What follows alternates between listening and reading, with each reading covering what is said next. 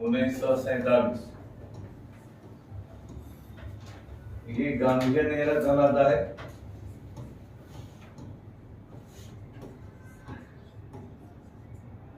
यानी गांधी जो कहलाता है भारत के फ्रीडम स्ट्रगल में, क्योंकि इस पीरियड में पूरे राष्ट्रीय आंदोलन के नेतृत्व के केंद्र बिंदु में गांधी रहे और आगे जो कुछ भी होगा उन्हीं के नेतृत्व में होगा। वो असहयोग आंदोलन है, 3 मेजर आंदोलन, असहयोग आंदोलन 1920 से 22, सविनय अवज्ञा आंदोलन है 1930 से 34 और क्विट इंडिया मूवमेंट भारत छोड़ो आंदोलन है 1942।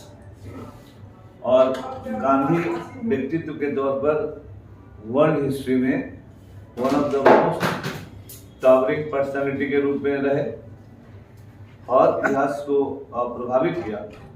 बल्कि आगे के समय में उन्होंने आप नेट पर सभी जगह देखिएगा कि विश्व के महान व्यक्तित्व लोगों को भी प्रभावित किया। आगे जब भी लोगों ने मंडेला हो या मार्टिन लूथर किंग हो, बहुत सारे ऐसे लोग हैं जिन्होंने इनके जीवन से इंस्पिरेशन लिया। और जब गांधी के माय एक्सपेरिमेंट विद ट्रूथ पढ़ेंगे आप, तो दक्षिण अफ्रीका जाने तक गांधी एक मूक टाइप के आदमी थे। और भारत में तो जो स्थिति था, स्कूल में पढ़े, कॉलेज में पढ़े, तो बोलने में बहुत पीछे रहते थे या सार्वजनिक स्तर पर कहीं भी जाकर बोल ही नहीं पाते थे। और जब इंग्लैंड में भी जहाज में भी जा रहे थे तो बहुत दिनों तक अपने कमरे में ही चुपचाप बैठे रहते थे, बाहर डेक पर भी नहीं जाते थे। इनके साथ एक आदमी जा रहे थे, वो इनको कितना भी कहते नहीं जाते। बहुत दिनों के बाद एक अंग्रेज बेचारा थोड़ा सज्जन आदमी था, गांधी जी को बाहर निकाल के थोड़ा बहुत बात करना शुरू किया। इंग्लैंड में भी जब गांधी जी गए तो वहां पर भी उनकी स्थिति वैसे ही थी। हालांकि शुरुआत में गांधी जब इंग्लैंड गए ही तो बहुत सारा चीज इस बीच में हुआ, इसको हम लोग एक एक करके पढ़ेंगे। तो पहले हम लोग गांधी के व्यक्तित्व को और दूसरे क्लास में तो हम पीछे में इतना ज्यादा नहीं पढ़ा, लेकिन आपको थोड़ा सा पढ़ाएंगे। गांधी जी का परिवार जो था वो पंसारी का काम करने वाला इनिशियल परिवार है ना। जो व्यवसायिक समूह के लोग होते हैं तो गांव घर में पंसारी जानते होइएगा। लेकिन गांधी जी के दादा से इनका काम बदला, ग्रैंडफादर से, और ये लोग दीवानगिरी के काम में आए, है ना। दीवान का मतलब होता है हिसाब किताब देखने वाले या फाइनेंस देखने वाले किसी भी राज्य के अधिकारी। और प्राय ऐसे लोग ईमानदार लोगों को खोजा जाता है, क्योंकि जहाँ रुपये पैसे का हिसाब किताब करना हो वहाँ ऑनेस्टी बहुत मायने रखती है। क्योंकि उस जमाने में कोई कैमरा तो था नहीं और हिसाब किताब करने के लिए बहुत सारे वैसे लोग थे नहीं। तो इनके दादा के जमाने से दीवानगिरी इनके परिवार का एक मुख्य काम बना। और शुरुआत में जो इनके दादाजी रहे होंगे उत्तम चंद गांधी, जो इनके पिता थे करमचंद गांधी, और ये इसलिए मोहनदास करमचंद गांधी हुए। तो करमचंद उत्तम चंद गांधी ये पहले दीवान थे पोरबंदर स्टेट के, है ना। पोरबंदर राज्य में दीवान थे। तो पोरबंदर राज्य उस जमाने में महत्वपूर्ण राज्य था। तो इसमें का हर चीज लिखने का जरूरत नहीं है ना। जो जो बोलते जाएंगे हम पॉइंट आउट उसको लिखते जाएंगे लाइन। तो initially he was Diwan of Porbandar state, ये बात इंपॉर्टेंट हुआ। तो बाद में, और इनका जो ओरिजिन ऑफ विलेज है पुटियाना, जो अभी जूनागढ़ स्टेट में, जूनागढ़ इलाके में। तो जो पैतृक घर कहलाता है या जहाँ वंशानुगत घर कहलाता है पुटियाना था। करमचंद गांधी पहले तो क्लर्क के पोस्ट पर ही थे, लेकिन धीरे धीरे ये अपनी योग्यता साबित करते हैं और आगे बढ़ते जाते हैं और दीवान के पद पर पहुंच जाते हैं। इस पीरियड में कहा जाता है करमचंद गांधी ने 4 ब्याह किए, है ना। 2 पत्नियां मर गई तीसरी पत्नी से उनको केवल एक बेटी थी और चौथी पत्नी से 4 बच्चे हुए। चौथी पत्नी जो गांधी जी की माता जी थी, जिनका नाम था पुतली बाई, है ना। तो गांधी जी की माता का नाम हुआ पुतली बाई। पुतली बाई से इन्होंने शादी किया। तो उस जमाने में भी इन्होंने उत्तमचंद गांधी ने अपनी तीसरी पत्नी से अनुमति लेकर चौथी शादी की। पुतली बाई बहुत ही धर्मपरायण फैमिली से थी। जो गुजरात है वहां पर बहुत सारा धार्मिक वातावरण है। जैनों का भी प्रभाव है, वैष्णव कल्ट का भी प्रभाव है, और जो वैष्णव में आपके कृष्ण जी का भी उतना ही प्रभाव है। तो प्रणामी वैष्णव, ये याद रखिए, प्रणामी वैष्णव कल्ट से इनकी मां जुड़ी हुई थी। क्रमशः पुतली बाई 4 बच्चे हुए। पहले थे लक्ष्मीदास, एक डॉटर, एक बेटी थी रालियाबेन। दूसरे बेटा थे करसन दास, और ऐसे चौथे नंबर या तीसरे बेटे थे मोहनदास। गांधी जी 3 भाई और 1 बहन, लक्ष्मीदास, करसनदास, मोहनदास, और बहन थी रालियाबेन। 2 अक्टूबर 1869 2 अक्टूबर 1869 को पोरबंदर में इनका जन्म हुआ। पोरबंदर को याद रखिएगा कि इसी को सुदामापुरी भी कहा जाता है। वहां की कथा के अनुसार सुदामा यहीं के रहने वाले थे और यहीं से वो कृष्ण से मिलने द्वारिका गए थे। तो पोरबंदर में सुदामापुरी, सुदामा जी का भी मंदिर है उस शहर में, है ना, एक मंदिर है वहां पर। और वहां से वो गए थे मिलने कृष्ण जी से। तो रास्ता बहुत ही कठिन रास्ता है जहां पोरबंदर से द्वारिका का, है ना। तो सुदामापुरी पोरबंदर का ही एक नाम था, इसको याद रखना। कोस्टल टाउन है काठियावाड़ के इलाके में। और शुरुआत में इनकी फैमिली यहीं रही और पोरबंदर एक प्रेस्टिजियस रजवाड़ा था, इसमें कोई दो राय नहीं है। बाद में 1874 में करमचंद गांधी यहाँ से चले गए राजकोट, है ना, पोरबंदर से राजकोट शिफ्ट कर गए। हालांकि राजकोट थोड़ा सा कम प्रतिष्ठा वाला राज्य था, लेकिन फिर भी वहां के अंग्रेज लोग इनको थोड़ा सम्मान देते थे और रीजनल पॉलिटिकल एजेंसी थे अंग्रेज वहां पर, तो इन लोगों को थोड़ा संरक्षण मिला, सिक्योरिटी था। और वहीं पर फिर 1876 में दीवान भी बने राजकोट के, है ना। तो पोरबंदर के बाद वो दीवान, राजकोट के दीवान बने। बाद में करमचंद गांधी के जो भाई थे तुलसीदास, उन्हें पोरबंदर का दीवानी मिला, है ना। तो दोनों भाई, एक आदमी राजकोट में दीवान भाई, तो एक भाई पोरबंदर में दीवान हुए, ठीक है ना। और इसी जो हमने कहा कि 2 अक्टूबर गांधी जी का जन्मदिन है। तो गांधी जी का जो जन्म है वो, उसके बारे में भी गांधी जी अपना थोड़ा लिखते रहे हैं। 1869 बचपन में इनका स्वभाव थोड़ा नटखट था। इनकी बहन लिखती हैं, लेकिन उस तरह का भी नहीं था कि अन्य लड़कों की तरह बहुत ज्यादा इधर उधर करें। और गांधी जी अपने आप लिखते हैं कि जब वो स्कूल जाते थे तो स्कूल में एवरेज छात्र थे, औसत छात्र थे, बहुत तेज विद्यार्थी नहीं थे। और इस क्रम में बचपन में ही अपने ही पिता के घर में इन्होंने श्रवण कुमार की कहानी पढ़ी। तो इनके मन में हमेशा रहता था कि जिस तरह से श्रवण कुमार ने अपने माता पिता की सेवा की, मैं भी आजन्म अपने माता पिता की वैसा ही सेवक रहूं। और जब तक, चूंकि इनके रहते केवल इनके पिता ही रहे, इनके जाने के बाद इनकी माता की मृत्यु हुई, तो गांधी जी ने जब तक इनके पिता जिंदा थे, अब समझिए गांधी जी की क्या ड्यूटी होती थी कि स्कूल से जब गांधी जी छुट्टी में छूटते थे तो सीधे दौड़े दौड़े पिता के पास आते थे और पिताजी रिटायर करने के बाद उनको पेचिश हो गया था। उनकी सारी सेवा करना, हर काम उनका करना, और अंत में पैर दबाते हुए या तो पिताजी सो जाएं या पिताजी कह दें कि अब जाओ, तभी ये सोने जाते थे।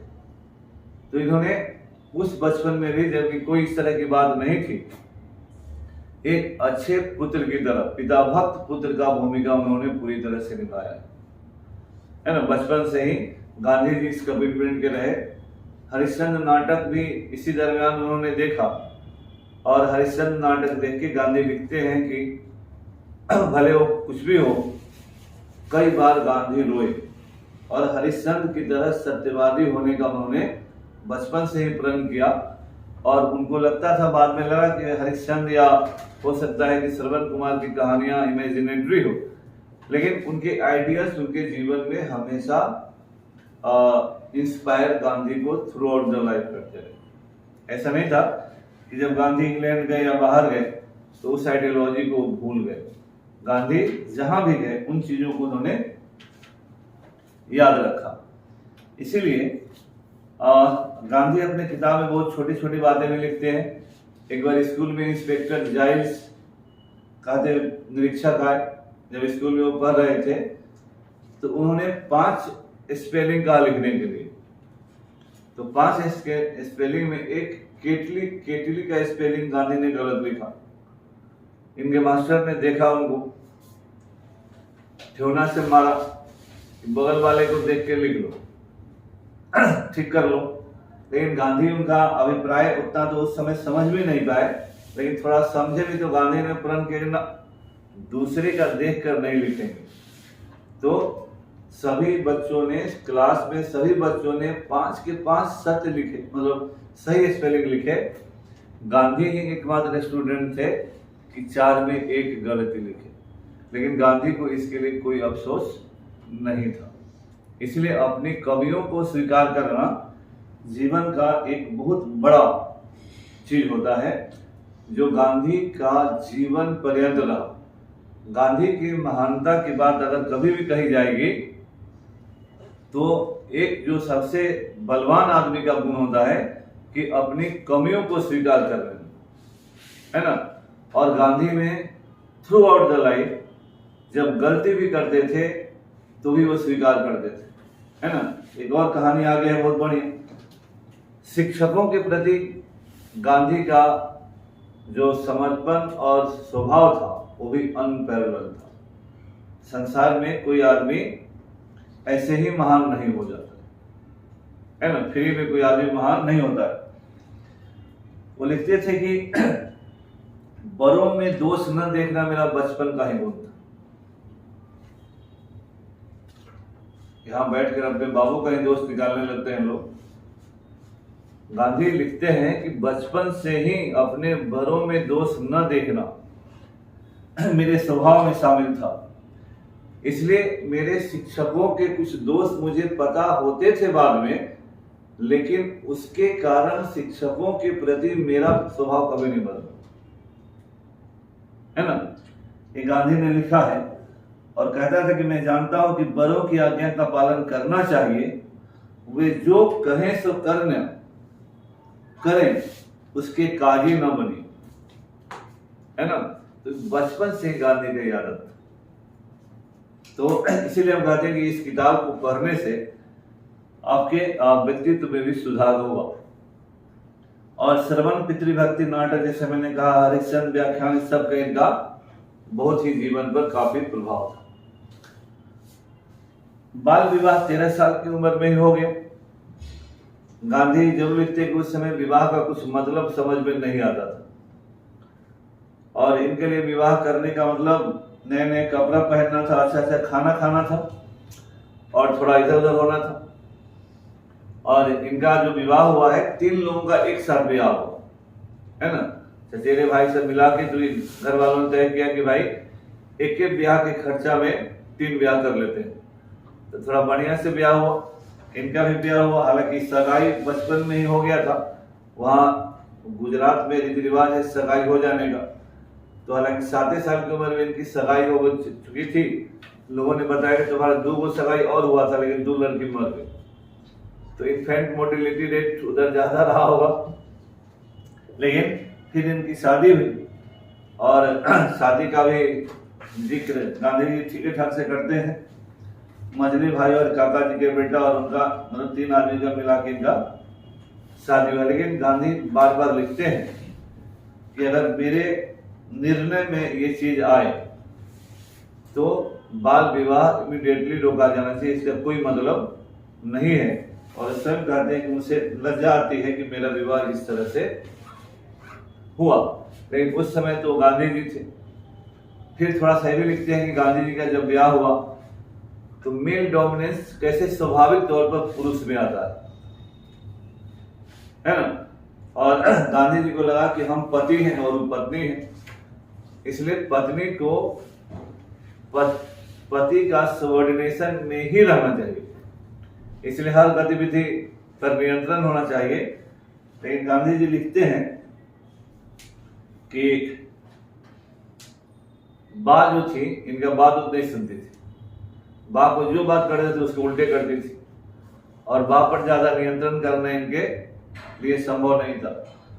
और उस जमाने में बहुत सारी चीज, लेकिन उसी जमाने से कुछ चीजें गांधी में जो समाई, बाद में भले लोग कुछ भी बोलते हैं, जिन लोगों को कोई और चीज नहीं होता है,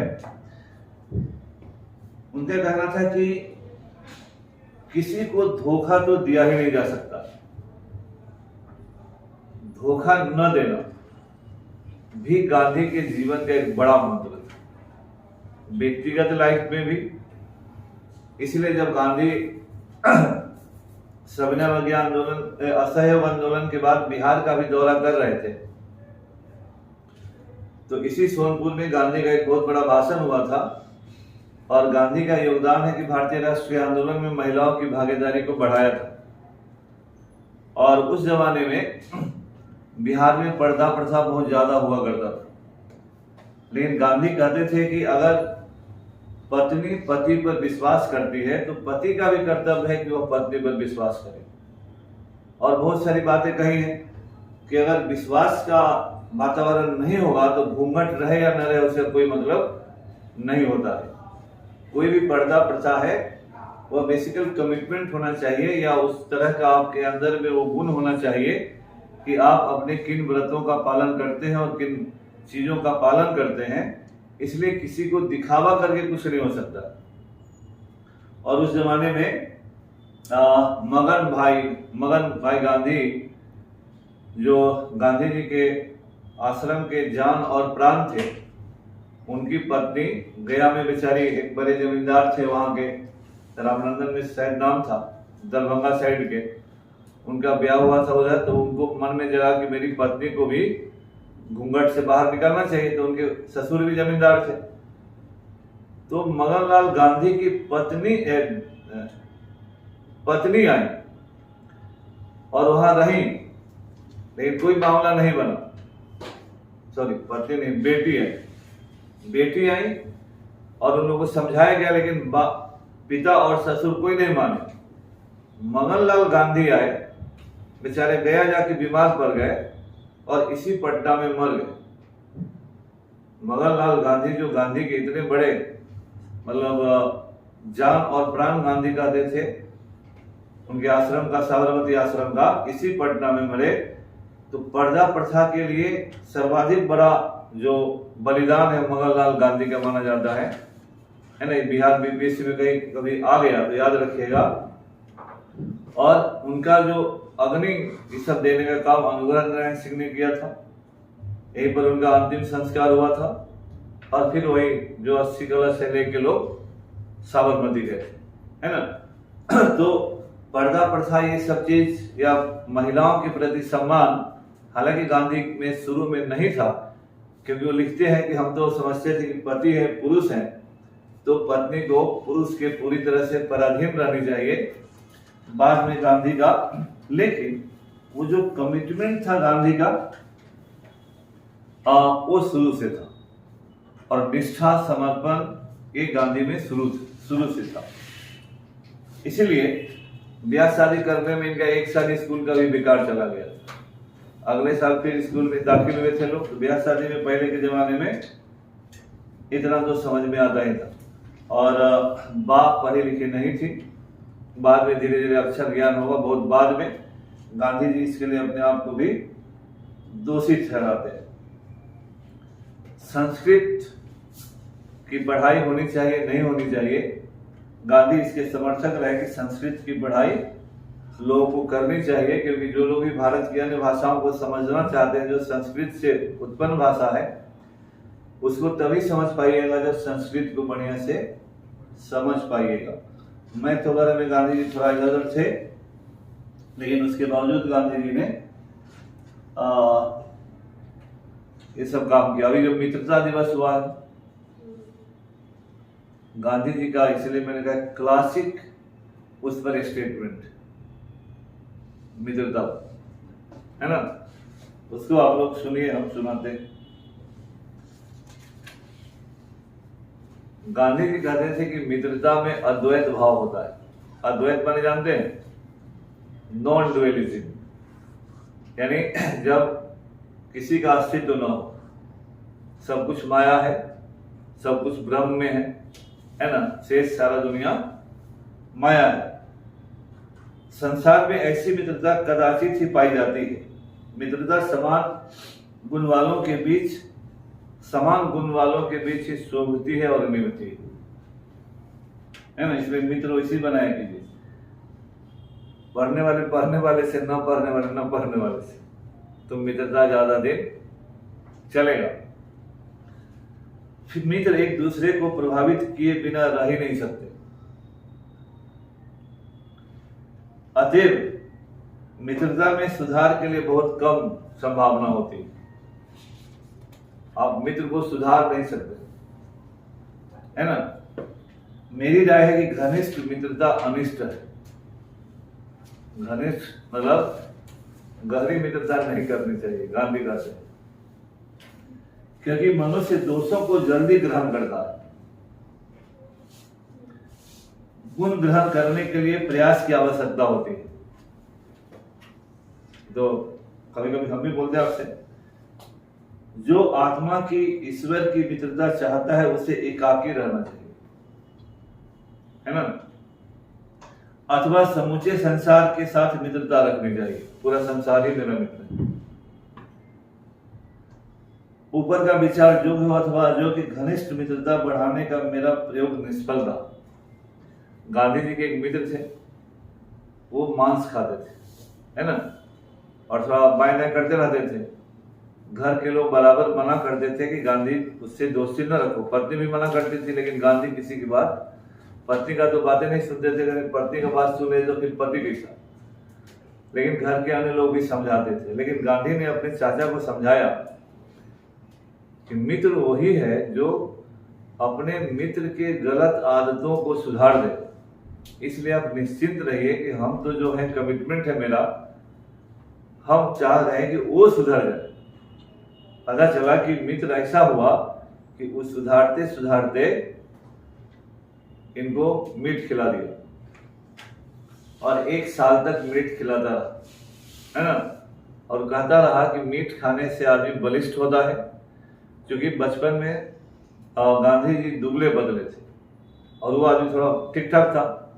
तो उस समय यह भी भावना चल रही थी जब मजबूत होंगे, तो देख रहे अंग्रेजों सबको कितना मजबूत है। और अंग्रेजों ने भारत पर इसीलिए शासन किया कि मजबूत शरीर के बलिष्ठ लोग हैं, और इसलिए बलिष्ठ है वो हमेशा मीट खाता है। तो हम लोग भी अगर मीट खा के बलिष्ठ और मजबूत होंगे तभी ना अंग्रेज को भगाएंगे।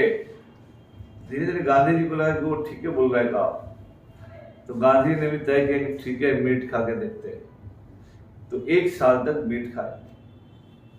लेकिन गांधी जानते थे कि जिस दिन उनके परिवार के लोगों को पता चलेगा, माता या पिता दोनों को, कहीं प्राण ही ना दे दे उनके पिताजी। धीरे धीरे इन्हें लगा कि हम गलत कर रहे हैं, है ना। इसके बाद उन्होंने 1 साल के बाद मीट खाना छोड़ दिया। इसमें और भी इधर भी इनका दोस्त करवाया। इसीलिए गांधी ने ये स्टेटमेंट दिया है कि मित्र को सुधारने के बदले हम ही सुधर गए, है ना। तो इसीलिए मित्रता जब घनिष्ठ होती है तो आप मित्र से बराबर उनके साथ रहते हैं और उसकी बातों को आप जल्दी काट नहीं सकते, है ना। इसीलिए घनिष्ठ मित्रता खतरनाक होती है। समझिए बात, मतलब आप पर लोग घनिष्ठ मित्रता करते हैं, बहुत सारे लोग ये दोस्ती हम नहीं तोड़ेंगे, जान दे देंगे लेकिन नहीं तोड़ेंगे, ऐसा होता ही। गांधी जी ने एक और प्रसंग लिखा। गांधी जी कुछ कारणों से थोड़ा चोरी कर लिए, है ना। बीड़ी पीना था, इधर उधर करना था, बीड़ी भी ट्राई किया गांधी जी, लेकिन इनके भाई थे वो 25 रुपया कर्जा में आ गए। तो तय हुआ कि भाई जो हाथ का कंगन पहने उसमें सोना लगा हुआ है तो उसका एक हिस्सा काट कर बेच दिया जाए। काट कर बेच दिया गया, लेकिन इसमें किसी की अनुमति नहीं ली गई और बीड़ी पीने में नौकर उकर के पॉकेट से भी 1-2 नया पैसा चुराते थे। फिर गांधी को रियलाइज हो गया तो बहुत बड़ा दिक्कत हुआ।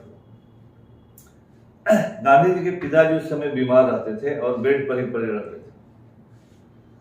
गांधी जी को लगा कि अब इतना प्रायश्चित हुआ कि गांधी जी को लगा कि आत्महत्या कर लेगा, आप कुछ जाए मर जाए, क्या करे, इतना तब गांधी चले गए।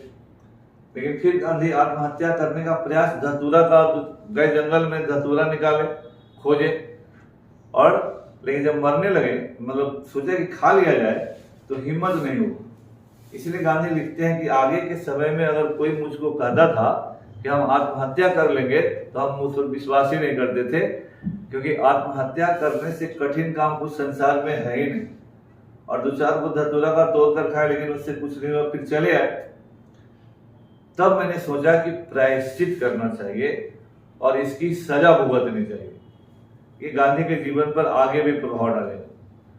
गांधी जी ने सारा वृत्तांत लिखा, पिताजी के पास गए और उसमें लिखा कि हमने ये काम किया है और मैं प्रस्तुत हूं कि आप मुझे सजा दें। गांधी जी के पिता बेड से उठे और वहां पर गांधी जी पलस्ती मारकर बैठ गए।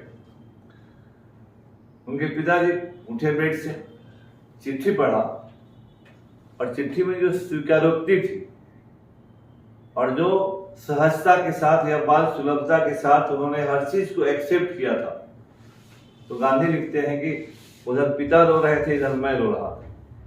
उनके आंसुओं से चिट्ठी भीग गया और मैं तो रोता ही रहा। और पिता उस समय बहुत ज्यादा कुछ करने की स्थिति में नहीं थे, करते भी, पीट भी सकते थे, लेकिन फिर चिट्ठी पढ़ के वो चुपचाप सो गए। और उसके बाद मुझे लगा कि अमुक प्रेम क्या होता है।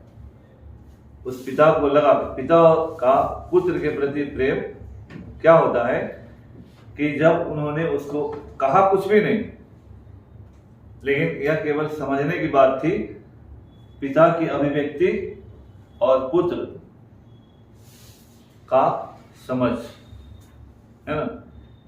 इसलिए कहा कि उस प्रेम बाण ने मुझे भेद दिया और उसके बाद मैं शुद्ध बना कि वो कोई काम नहीं करना है जिससे मेरे माता और पिता को ठेस पहुंचे, या जो ऐसा लगे कि नहीं करना है और हम कर रहे हैं।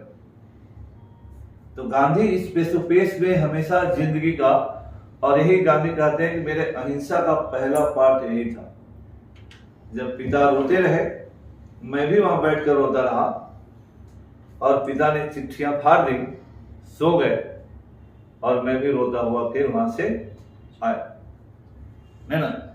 ये सब चीजें आपके जीवन को भी प्रभावित करने वाली है। इसलिए शुद्ध अहिंसा क्या होता है, ये कुछ कहे बिना कितना बड़ा ये सुधार था। ये भी उनका कोई गार्जियन होता, डंडा उठाता, मार पीट के नहीं, जनरल ही होता है, मार पीट कर ठीक होता, चोरी होता है, पुलिस डाल देती जेल में। लेकिन इन आंसुओं ने जो गांधी पर प्रभाव डाला, वो जीवन में फिर गांधी उसको भूलने का, मतलब भूले ही नहीं गांधी कहते। और शुद्ध अहिंसा का पहला पाठ, जैन धर्म, बौद्ध धर्म, बाद में लोग कहते हैं फिलोसफी की गांधी पर ये प्रभाव, वो प्रभाव, पहला मेजर प्रभाव गांधी पर यही था। और इस पीरियड में गांधी जी के पिता की मृत्यु होती है। गांधी जी की शादी हो गई थी तो गांधी जी अपना जो कमजोरियां हैं उसको बतलाते हैं। वो इंतजार करते थे कि पिताजी बोले कि हाँ भाई तुम जाओ, हम दौड़कर चले गए। लेकिन जिस दिन पिताजी की मृत्यु होनी थी उस दिन भी बेचारे वही उसी हड़बड़ी में थे। लेकिन प्रायश्चित करते गए और थोड़े देर बाद पिता की मृत्यु हुई। जब उनके चाचा, उस समय भाइयों में भी प्रेम था, चाचा उनके पिता के पास बैठे रहे।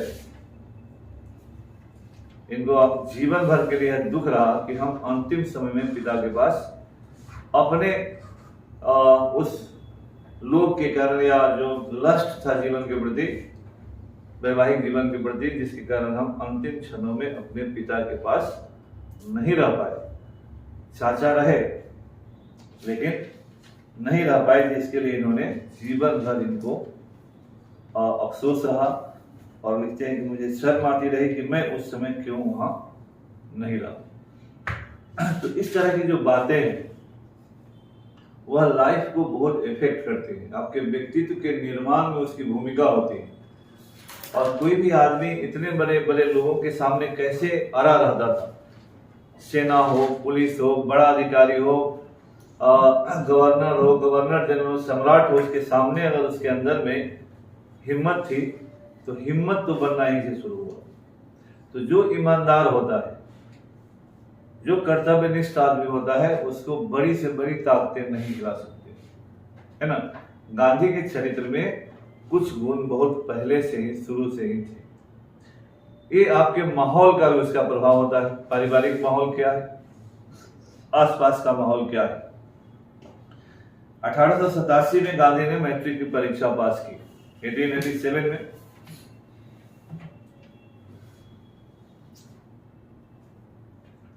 पैसा कम था, पढ़ने के लिए अहमदाबाद या बंबई जाना था। बंबई में थोड़ा महंगा था तो अहमदाबाद गए, अहमदाबाद में पढ़ने गए। तो राजकोट से अहमदाबाद गए। फिर वहां से सामरदास कॉलेज भावनगर में भर्ती हुए।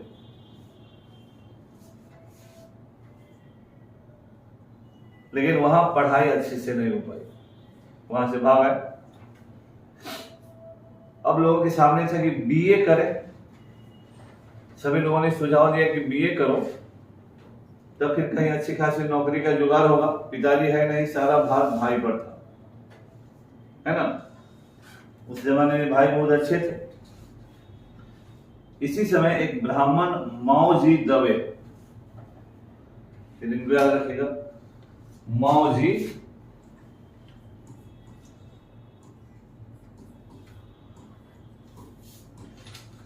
ये ब्राह्मण थे, माओजी दवे। क्योंकि पिता की मृत्यु के बाद बहुत सारे रिश्तेदार संबंध तोड़ लेते हैं। लोगों को लगता है कि अब दिक्कत है, कुछ मांग लेगा, कुछ दिक्कत होगा। लेकिन माओजी दवे ऐसे लोग थे जो इनके परिवार के साथ संबंध बनाए रखे। और ये इस समय इनके पास आए और पढ़ाई के बारे में पूछताछ किया, सामरदास कॉलेज के बारे में पूछताछ किया। उन्होंने कहा कि जमाना बदल रहा है। उस जमाने में कह रहे थे जमाना बदल रहा है, इस तरह से पढ़ाई करोगे तो आगे चलकर बहुत ज्यादा कुछ नहीं कर पाओगे, क्योंकि पूरे घर का बोझ तुमको आगे चलकर उठाना है। तो इस तरह की नौकरी निश्चित रूप से होनी चाहिए जिससे तुम्हारा आय चलेगा। और बीए करके नौकरी करोगे तो उस जमाने में कहा कि 50-60 रुपए की नौकरी मिलेगी, लेकिन बीए करके दीवानगिरी नहीं मिलेगी। इसलिए अच्छा है कि तुम वकालत पढ़ो। माओजी दवे ने पहली बार सुझाव दिया कि गांधी को वकालत पढ़ना चाहिए। और उन्होंने कहा कि वहां पर कुछ लोग हैं जिसको रेफरेंस देंगे जाएगा। तो इसीलिए मोहनदास जी को विलायत भेजने के लिए प्रस्ताव दिया गया। लेकिन विलायत भेजना उस जमाने में इतना भी आसान काम नहीं था। मावे जी को लोग जोशी जी के शॉर्ट नाम से पुकारते थे। और गांधी जी की अभी जब प्रतिक्रिया मांगा गया तो गांधी जी तो मने मने बड़ा खुश हुए कि हाँ इंग्लैंड जाएंगे। पर उन्होंने कहा कि इसमें क्या दिक्कत है, हमको अगर भेज दीजिएगा लोग तो हम जरूर पढ़ के आएंगे, लेकिन ऐसा हमको डॉक्टरी नहीं पढ़ा दीजिएगा। तो उनके चाचा ने कहा कि नहीं, तुम्हारे पिताजी का कहना था कि हम लोग शुद्ध वैष्णव ब्राह्मण हैं और चीर फाड़ वाला काम हम लोग नहीं कर सकते, ये हिंसा का काम हम लोग के पारिवारिक माहौल में उचित नहीं है, इसलिए डॉक्टर बनने के बाद मत सोचो, बनना है तो वकीले बनोगे और जाना हो तो जाओ। लेकिन अब पैसे का समस्या था, है ना। तो कुछ लोगों ने सुझाव दिया कि उस समय पोरबंदर में एडमिनिस्ट्रेटर थे लेली साहब, कहा कि जाकर वहां कहा जाए कि मेरे पिताजी यहाँ दीवान थे, हमको इंग्लैंड जाना है, कुछ आप मदद कीजिए। पहले इसी तरह से मदद मांगा जाता था और भी लोगों से मदद मांगने का प्रयास हुआ। पोरबंदर राजकोट से जाने में 5 दिन लगता था बैलगाड़ी से, उस समय बैलगाड़ी था। तो बैलगाड़ी से 4 दिन चले, 1 दिन ऊंट से चले, जल्दी से पहुंच जाएंगे, जल्दी जल्दी काम हो जाएगा। जाके मिले इनसे, गाड़ी बदमाशे था, हाथ जोड़ के खड़ा थे, बोले देखो जाओ अभी पढ़ो, बीए कर लेना ना, तब हमसे आके मिलना, उसके पहले नहीं। अब बेचारे 5 दिन का यात्रा करके गए, इतना उम्मीद बांध कर गए, सोच कर गए थे कि मिलेंगे तो क्या क्या बोलेंगे उनको ताकि वो इम्प्रेस हो जाए और आपको कुछ फिनेंशियल एड दे दें। और वो नीचे ही खड़ा, वो सीढ़ी पर चढ़ रहा, बोला कि जो बीए करने के बाद मेरे से उससे पहले हमसे पूछना हो। और इतना उम्मीद पर सीधे पहाड़ से नीचे गिरे। लेकिन अब जब मना ही कर दिया, लेकिन अल्टरनेटिव करना था, जाना तो था। इनके भाई जी हुआ कि हाँ भाई जी पैसा का व्यवस्था करेंगे, और इन्होंने कहा कि हाँ कस्तूरबा का जो जेवर है उसको बेच दिया जाए और उससे भी कुछ पैसा मिलेगा, मिला जुला कर चला जाए। लेकिन जब इस बात होने लगा तो माता जी का समस्या आ गया। माता जी, आज भी माता माता होती है, उस समय की माता जी चूंकि पिताजी नहीं है तो पुत्र से बिछड़ना एक बहुत कष्टकारक काम होता है माता का। बेटा सब जितना नालायक हो, लेकिन माँ को हमेशा लगता है कि हाँ मेरा बेटा तो अभी बचवे है, इसलिए माँ के पास जाना था पूछने।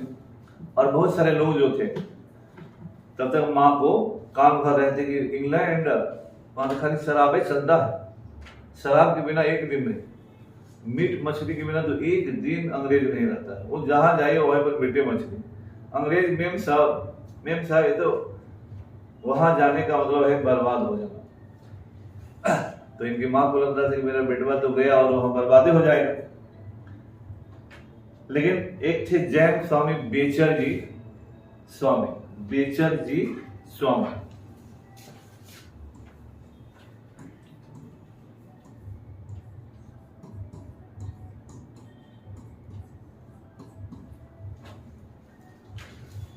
जी स्वामी ने जोशी की तरह इनके घर के सलाहकार थे। उन्होंने कहा, इनकी माता से मिले, बोले कि चिंता मत कीजिए, इससे हम 3 शपथ लिखवाएंगे। आज शपथ जब लिख देगा और कमिटमेंट करेगा तभी इसको फिर जाने दिया जाएगा। क्योंकि इनकी माता जी ने बहुत सारे लोगों से संपर्क किया कि जा रहा है बाहर, लोग ऐसा बोल रहे हैं कैसे। तो बेचर जी स्वामी ने लिखवाया, प्रतिज्ञा लिखवाई, मांस मदिरा और गोरी मेम साहब से दूर रहेंगे, है ना। प्रतिज्ञा पत्र पर लिख दिए कि मांस मदिरा से दूर रहेंगे, गोरी मेम से दोस्ती नहीं करेंगे। इसके बाद बेचर जी स्वामी थे तो माता जी ने कहा कि जाओ बेटा जाओ, तो माता जी ने परमिशन दे दिया। वहां पर इस बात के लिए बहुत, चूंकि व्यापारी समुदाय था, समुद्र का पानी छूना धर्म भ्रष्ट होने के बराबर था। जैसे ही खबर फैली, उस पीरियड में उस इलाके से विलायत जाने वाले पहले आदमी थे। जाति की सभा हुई, लोगों ने बहुत सारे सवाल जवाब किए। गांधी जी ने वहां तो बहुत ही तत्परता से जवाब दिया कि भाई मेरी माता ने कह दिया मैंने अपनी माता को वचन दिया है, बेचर स्वामी को वचन दिया है, इसलिए चिंता मत करो, हम तो जे भी करेंगे।